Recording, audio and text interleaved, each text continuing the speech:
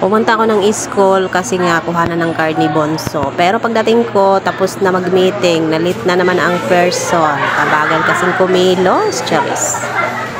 Ayan kasi, Popo Pamor, hindi na tuloy napansin ang oras, na late na pala.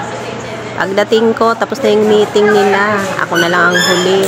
Tapos na mag-attendance ang lahat. Ako na lang ang huling nag-attendance. O, diba? Buti na lang meron pa ako naabutan mga tao dun sa loob at abutan ko pa naman yung teacher ng anak ko. Kasi meron pa mga parents na kinakausap. Punta na naman ng school. Kuha na ng card. Sad yung bata anak ko. Ha? Oo.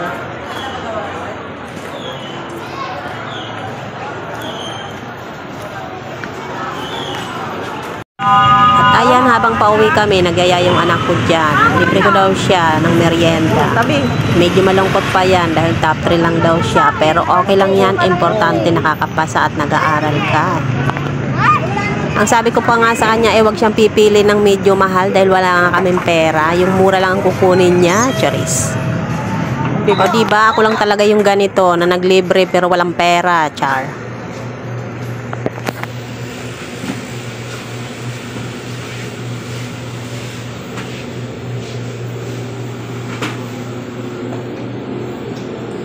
Yung mahal ha, yung mura lang, charis.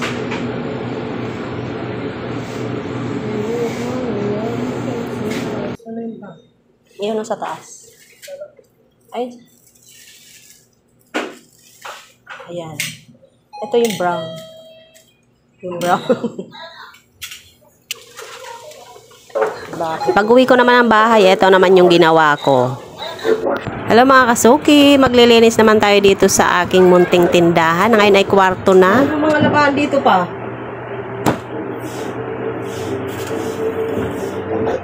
Hindi ko na nga madalas nalilinis itong dati kong tindahan na ngayon nga ay naging kwarto na namin. Paano ba naman ay paggising namin ng umaga? Susunod naman matutulog dito yung anak ko. So maghapon may natutulog dito. Kaya hindi ko talaga madalas itong nalilinis. Ito nga pala yung aking estante dati. Tignan nyo naman yung mga laman.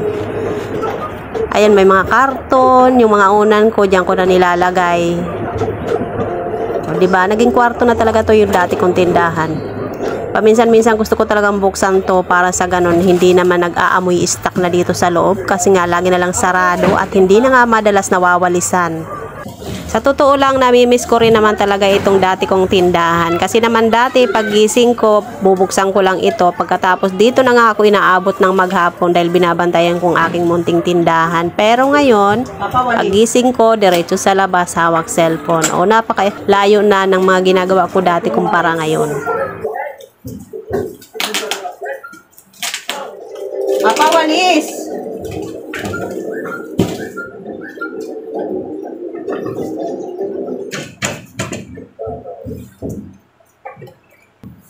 Kinawalis. Hindi ko nagigising yung ko na hapon na. Kaya mo lang siya. Champion. Champion. Alam nyo ba, kapag ako nga ay naglilinis at nandito kasama ko yung asawa ko, ay hindi ko talaga naiiwasan na mag-utos na mag-utos. Kukunin ko na lang yung walis, iuutos ko pa talaga sa kanya. Mabuhangin. Ang patawag dyan, maabo. May abo.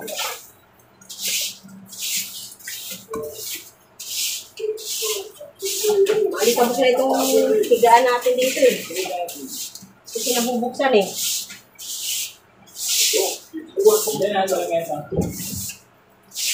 Minsan nga ay naiinis na nga sa akin yung asawa ko. Paano ba naman kahit tulog siya ay gigisingin ko pa para lang utusan at kung may ipapakuha nga ako. Ewan ko ba, nasanay lang kasi ako sa ganitong sitwasyon namin dalawa.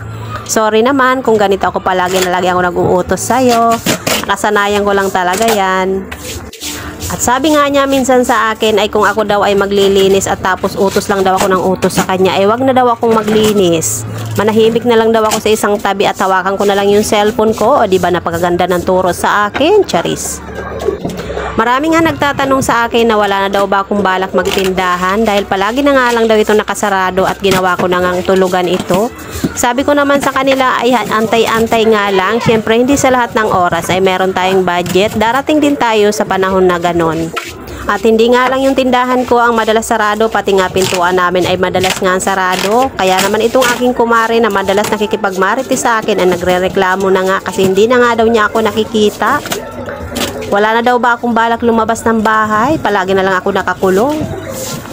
Ang sabi ko naman nga, kahit nakasarado yung pintuan ko, kumatok lang siya, ay nandito lang naman ako sa loob, nakaupo maghapon at cellphone ang hawak. Siguradong aaliwalas na naman ang pakiramdam ko nito dahil nilinis ko na naman itong aking munting tindahan na aking munting kwarto na rin. Natanggal ang alikabok dahil nga madalas na nga akong nababahin dito. Sobrang dami na yata ng alikabok. Dalawang bagay na lang talagang pinagkakabalahan ko dito sa bahay, maglinis at mag-cellphone. Siya hanggang sa muli mga kasuki. Maraming salamat sa panonood. Bye!